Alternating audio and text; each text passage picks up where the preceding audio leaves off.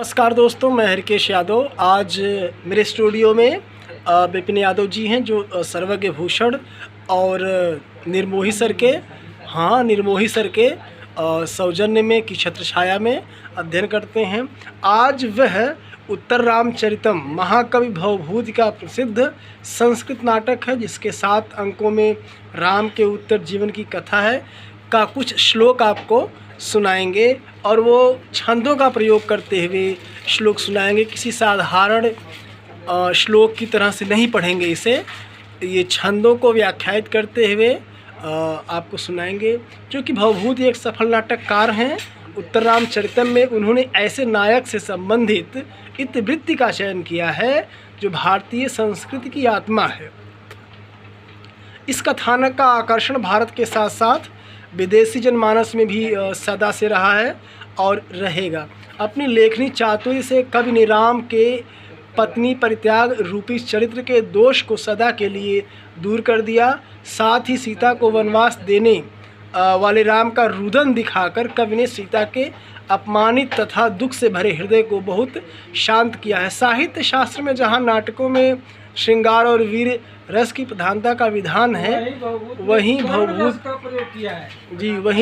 भवभूति ने उसके विपरीत करुण रस प्रधान नाटक लिखकर नाट्य जगत में एक अपूर्व क्रांति ला दी है। तो करुण ही एक ऐसा मात्र रस है जिसको भवभूति ने परंपरा से हट करके अपने नाटक की रचना की। जी बिल्कुल। तो इस सर्वश्रेष्ठ रचना की या नाट्यकृति की का कोई श्लोक यदि आपको याद हो तो हमारे दर्शकों को सुनाइए। बिल्कुल श्लोक तो मैं सुनाऊंगा, लेकिन मैं चाहता हूं कि उसके पहले मैं एक सरस्वती वंदना प्रस्तुत करूं। बिल्कुल भारतीय संस्कृति की परंपरा का अनुपालन हो सके। बिल्कुल। तो सबसे पहले दोस्तों मैं आपको एक सरस्वती वंदना सुनाऊंगा जो पाणिनि के व्याकरण में प्रवेश कराती है। उसके बाद मैं फिर आऊँगा अपने इस उत्तर रामचरितम के कुछ श्लोक। जी बिल्कुल। दोस्तों लीजिए सरस्वती वंदना अनुष्टुप छंद में है। अनुष्टुप छंद में। नत्वा सरस्वतीं देवीं सुदांगुर्यां करोम्यहं कारुण्यः प्रवेशाय लघु सिद्धांत कौमुदी। और दोस्तों मैं इसके बाद अब आपको कहता हूँ कि मैं चरितम की स्तुति अंक का प्रथम श्लोक आपको अवगत करा। तो मैं उसका प्रथम श्लोक अनिर्भिन्नो गभीरत्वा अंतर्गूढ़ घनव्यथा उत्पात प्रतीकासो रामस्य करुणो रसः। दोस्तों इसका दूसरा श्लोक है जीवातै सीकर चोदसीतै जीवातै सीकर चोदसीतै आकर्षद्भि पद्मकिंदल्क गन्धान् मोहे मोहे रामभद्रस्य जीवम् मोहे मोहे रामभद्रस्य जीवम् स्वरं स्वरं प्रेरितस्तर्पयति। दोस्तों ये कुछ श्लोक हैं, श्लोक तो बहुत सारे हैं लेकिन बस आज इतना। Friends, as we know that Bhavbhuti has written so many plays in Sanskrit language. And one of them is Mahavir Charitam, the story of the highly courageous one depicting the early life of Rama. And the second one is Malti Madhava, a play based on the romance of Malti and Madhava. And the third one and the most important is Uttar Ramcharitam, the story of Rama's later life, depicts Rama's coronation, the abandonment of Sita and their reunion. So sir, how will you relate the story of Uttar Ramcharitam? Sir, first of all I want to tell you about a story. Bhavbhuti writes story. Sir आप हिंदी में बताएं तो ज़्यादा बेहतर होगा। Yes, sir, I can tell you in Hindi. First of all, I want to tell you some logical words in English. Bhavit writes a beautiful play in Sanskrit language, Uttar Ramcharitam. First of all, I want to tell you what is Uttar Ramcharitam. Uttar Ramcharitam, a good play written by Bhuvati. What is Uttar Ramcharitam? Ramacharitam मतलब राम के चरित्र के बारे में जो कहानी बताई गई है ना जी। उसमें एक तो पूर्व रामचरितम आप कह सकते हैं। पूर्व रामचरितम अर्थात राम के जो पूर्व कहानी है ना जी।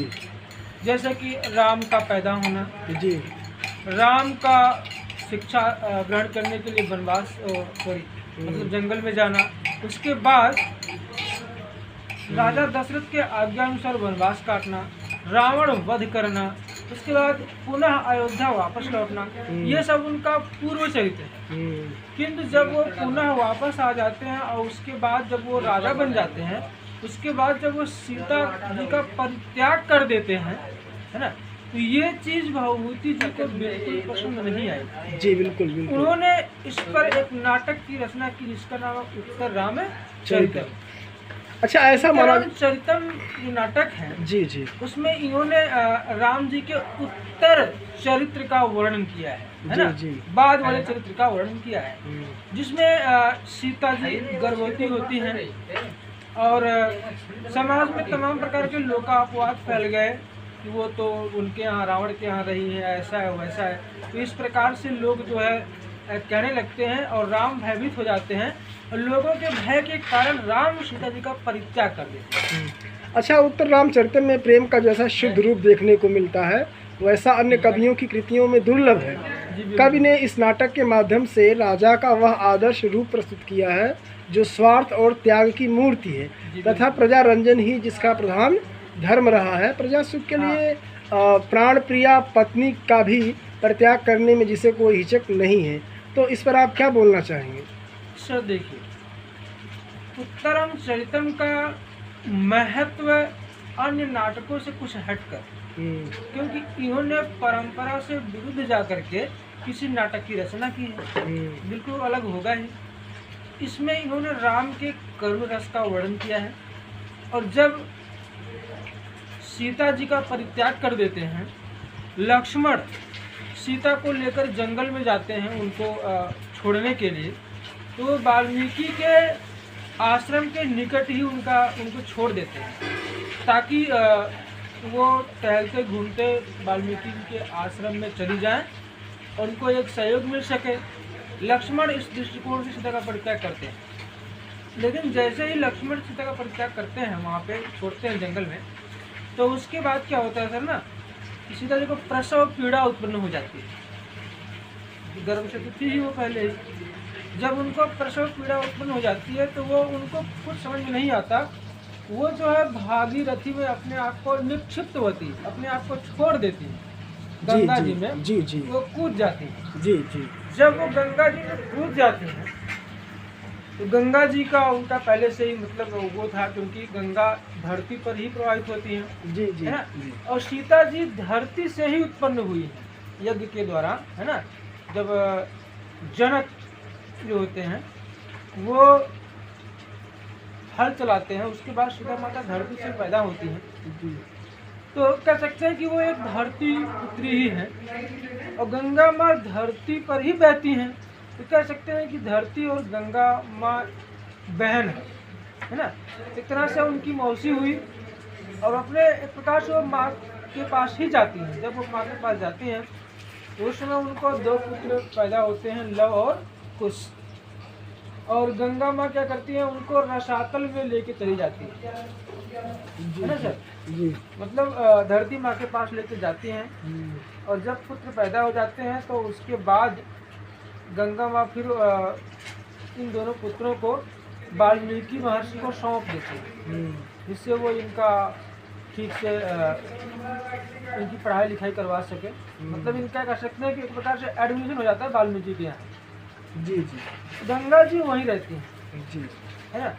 उसके बाद फिर क्या होता है, कि धीरे धीरे समय बीतता है, लवकुश भी बड़े होने लगते हैं, लगभग 12 वर्ष के हो यानी जाते कि हैं। या 12वीं वर्ष गांठ उनकी जो है ना, यानी कि 12वीं जन्म दिवस कह सकते हैं, हैप्पी बर्थडे जिसको आप इंग्लिश में बोलते हैं। in short we can say that it depicts the later life of Hindu god Rama from the coronation after Rama's return from exile to his reunion with his wife Sita, whom he abandoned immediately after his coronation, and his two sons Lava and Kush, covering a period of more than 12 years.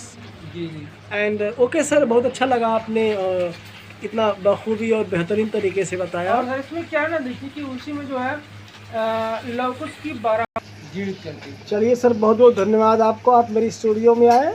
नमस्कार, धन्यवाद। नमस्कार।